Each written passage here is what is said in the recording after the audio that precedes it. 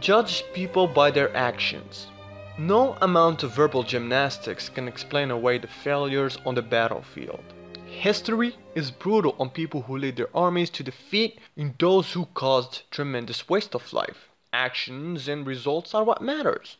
You must apply this ruthless standard in your life. Judge people by the results of their actions, the amount of damage they caused you, the subtle maneuvers to take over your life. What people say does not matter. Words are cheap, and when in need, people will say anything to gain advantage. So, you examine people's deeds instead. Don't get angry, resentful, and confront them quickly. Rather, follow the trail of their action. Find the evidence of their true intentions and misdeeds. Then, and only then, decide the next course of things. Start thinking strategically instead of naively or reactively. View everything other people do as a strategic maneuver. Do as Littlefinger advises. Sometimes, when I try to understand a person's motives, I play a little game.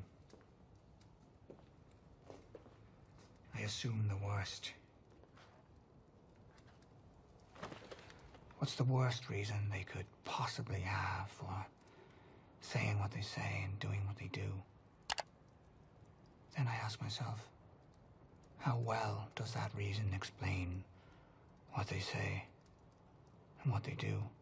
People will try to disguise their behaviors by pushing the blame towards you, making you feel guilty, complain about the injustice in their lives, play a grand game of victimhood, feign ignorance or confusion to throw you off, anything to gain some advantage over you or to get closer to what they want. To be like Horus, the Egyptian god of attention, you must learn to read people's body language, the subtle changes in their tones, the tenseness in their muscles, what constitutes a fake smile, the positions of their feet and what they mean. People tell you everything you need to know about them, you're simply not paying attention. Don't allow your brain to go dull or your vision to grow dim. Only by constant surveillance your mind eye will be as keen as the eye of Horus. The standard to paying attention to other people's deeds must be applied to oneself as well when looking back at a failure or defeat. So, constantly ask yourself, what could I have done differently? Where did this action come from?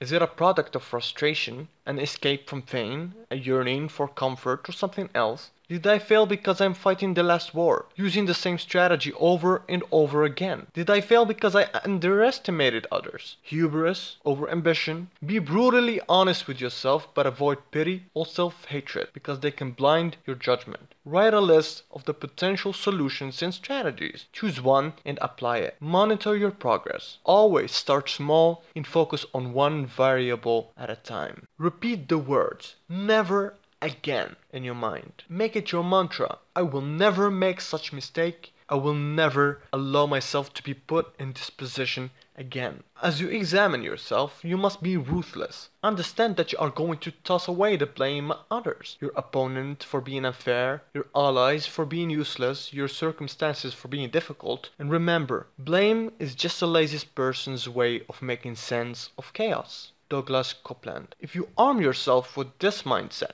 if you take full responsibility for your life and treat yourself like someone you are responsible for helping, change will eventually come. Final question. What's one mistake that you keep repeating over and over when dealing with people? Leave your answer in the comment section below. If you haven't watched part 1 of this series, I highly recommend you see it. But for now, see you in the next video.